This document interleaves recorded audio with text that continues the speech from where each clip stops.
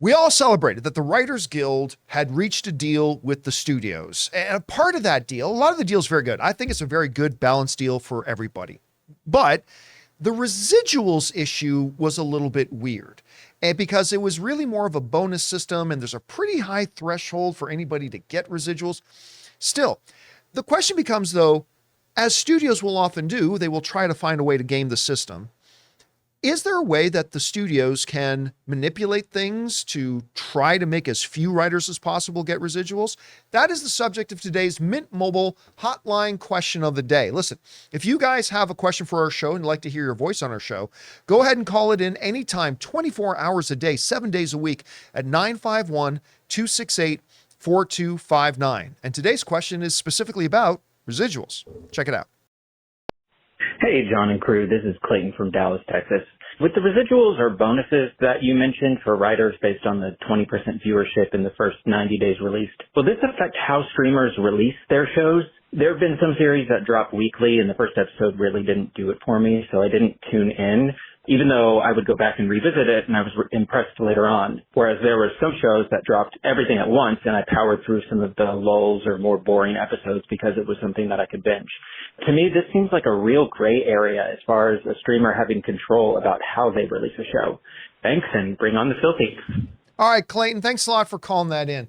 Yeah, so, I mean, the writers got this deal. Now, let's just put this into context and understand at least the very basics. I'm going to oversimplify this just for sake of time. But here's basically how, under the new deal, residuals for work for writers. Take a look at this. So, a show, let's say you launch a new show, P.P. Sampson and the Dynamic Gold Busters, right? Okay, P.P. Sampson and the Dynamic Gold Busters. I have no idea what that show's about, but here it is. I have an idea. I have a rough idea. Let's say it drops on Max. So here's the thing. That show has to get, in order for the writers to get any residuals, that show has to get a viewership that is equal to 20% of the streamer subscriber base within 90 days of the premiere.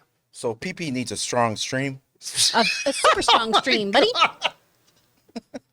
I mean, You really need a strong you stream to gave push that. you gave me the pieces. I just put it together. Give you the peepees. Yeah, the peep. Oh no, PPs. I'm not putting any PPs together. It's not that kind of show. We're live, but calm down. I'm just saying. That's what you're saying, right? Yes. We get it. Okay. The Thank you. peepees all add up. PPs. Needs Yeah. a strong stream. Yes. In order to. All right. To get Go on. residuals. Yeah, Yes. So, for example, Max has 50 million subscribers in North America. All right. So any new show would have to get 10 million views because 10 million is 50% of 50 million. Math and all. That means that show, PB would have to get 10 million views in the first 90 days. Can we even say Pepe or something? You know what? I regret that I came up with that. Pepe. Pepe. Yes, Pepe. we're going to go There with you go. Pepe. Okay. So Pepe needs to It's get funny. 10 million views in the first 90 days of release to qualify for the residuals. All right. That's a pretty high standard. So not a lot of shows are going to reach that, but what Clayton is asking here is very, very interesting. Considering it has to be done within the first 90 days, you got to hit that 20 million views in the first 90 days. That means shows that are hitting it big right now, like Suits, well, that wouldn't qualify because Suits came out like 7 years ago. So it wouldn't qualify. It has to be within 90 days of the premiere, right? All right. So different streamers have different release philosophies. Netflix has an antiquated streaming philosophy of kind of dropping all the episodes at once. All the statistics have proved that that's not the right way to do it. It's not even up for debate anymore. That all the statistics and the numbers have proven that's not the right way to do it. And we're starting to see Netflix start to experiment. But still, for now, for the most part, they drop all the episodes at once. Other things like HBO and Disney, for the most part, they will drop one episode a week, which gives it a much longer life and gets more people on board. Because here's what got proved out. For shows on Netflix that drop all the episodes at once, the data showed, I think it was The Wrap that did this thing, that if people don't start watching that show within the first 8 days of when it drops, the chances of them ever checking it out drops by like 80%. I first really recognized this. Remember, I almost said Daredevil, but Punisher.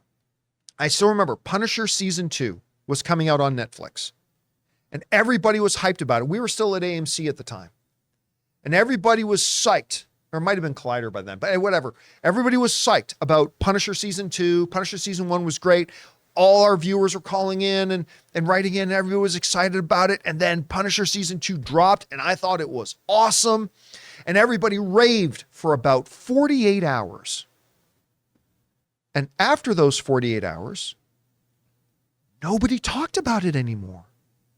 Like within about 2 or 3 days, weeks of talking about Punisher before it came out, and then within about 2 or 3 days, everybody had seen it. Everybody said, this show's awesome. And then nobody talked about it again. And there were no new episodes coming because they dropped them all at once. Unlike, say, go back and take WandaVision, for example, where literally the John Campea Show could have been renamed the John Campea WandaVision Show for about 2.5 months. Yep. Because every week there was a new thing, new audiences. Like by episode 4, there were still a bunch of people going, well, everybody's talking about it. I might as well check it out. So could a streaming service try to manipulate the release schedule? Or let me even get more nefarious. What's to stop Netflix or Disney Plus, Peacock, say, great, we're debuting Pepe. That's right. On February 2nd. Make sure you tune in for episode 2 on March 2nd. And episode 3 in April 2nd. And then 90 days is gone. Now, that is very unlikely to happen. That is not in the streamer's best interest. But it's just there to illustrate a point that there could be ways that streamers could look to manipulate the way they do their releases to maximize viewership after 90 days and maybe minimize it a little bit in the first 90 days. Again, that might not be in their best interests. Maybe their best interests do align with the writer's best interest. Hey, we want the writers to get those residuals because that means our show's a big success. That's the idea. But listen, we're talking about a Hollywood studio system that is very creative in their accounting, right? We've known that forever. And listen, don't pretend like you aren't either. All you guys who come tax time. Oh yeah, let's deduct that. Yeah, you all do it. We all do it. Yeah. But the studio, It's a write-off. Anybody embrace it's like, yeah. Oh, you know But what. studios do it on a much bigger scale because if they can find a way to save an extra buck, they will.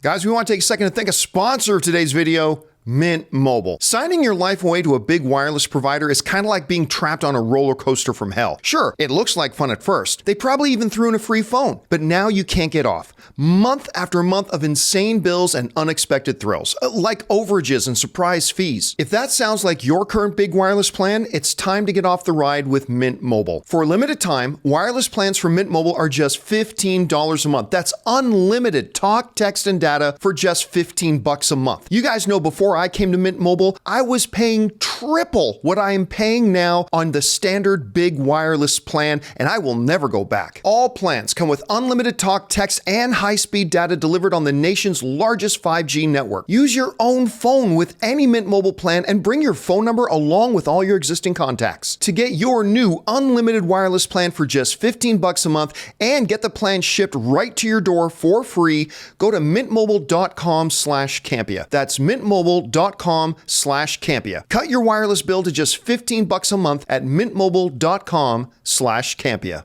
Chris, I mean, I yell at cocktails. I go, someone ask me an acting question. And then I write it off. what? How do you think, like, with these deals done, and now you got the actors actually in negotiations Yes. now with the studios, and at least, hey, that negotiations seem to be going well. As long as they keep meeting, to me, that means it's going well. So it seems to be going well. I mean, can you see a way here that the studios could maybe try to manipulate the release system to say, oh, too bad you got 19.9% of the viewership in the first 90 days, but it's day 91 now. I don't know what you think. There's definitely wiggle room for some things to be taken advantage of here. And to be clear, the WGA, they did get some historic gains here, right? When it came to the they got some writer's great room, stuff. where it came to the use of AI, all of those things. They ultimately traded transparency for the numbers they wanted. And I don't know if SAG is going to go completely into that. There was a really great op-ed piece a couple days ago in the LA Times about this, of the time to leverage is now. And we should really push, because SAG ultimately asked for a 2% share of streaming revenue. 2%. Now, to put that into context, NBA players who are tremendous athletes and very, very gifted individuals who work incredibly hard, they recently, back in April, got 49 to 51% of basketball-related income, which is ticket sales, TV rights, concessions, etc. That's about 50% of stuff, right? 2%. 2% to the entire casts of things is what people are asking for here. So I don't know if this kind of net window bonus, really is what it is going to work in terms of what SAG actually wants, which is just compensating their actors for being part of a show. And I think that window doesn't leave a really great amount of room for people to get what they need to live. I do believe that things should be success-based. I do believe in that metric. And that was one of the things that I was talking about with other people about residuals here is, well, we need to have the transparency, because, yeah, if people aren't watching the show, I shouldn't get paid. I shouldn't get paid more money if no one's tuning in. If tons of people are tuning in and revenue is being generated and things like that, then I should get a piece of that pie, because I'm part of the thing that made that. And you guys cut me out of so much of the pay at the beginning. You pay me a small day rate for my, 12 hours of work that ultimately ends up most of the time being below minimum wage. And then I have the opportunity to make money based on the success of my project. So I don't know if this model is going to be a complete copy paste for us. I do see SAG probably trying to leverage this a little bit of, we know you're doing this, but we're a larger entity. And while you obviously can't make movies without writers, you also can't make big budget movies that bring in a lot of revenue without big stars. So I think they're probably going to try to leverage just a little bit more. We did go back to the negotiation table yesterday, taking a break today, going back tomorrow. I'm happy that they're kind of just finding that rhythm, getting in there and everything.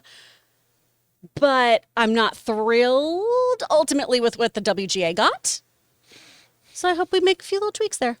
Hey guys, thanks so much for watching this video. Make sure you like the video, leave a comment, and subscribe to our channel. And don't forget, we have a daily podcast called the John Campea Show podcast, available on Apple Podcasts, Spotify, or your favorite podcasting app of choice. Go and subscribe to it today so it'll be there when you need it.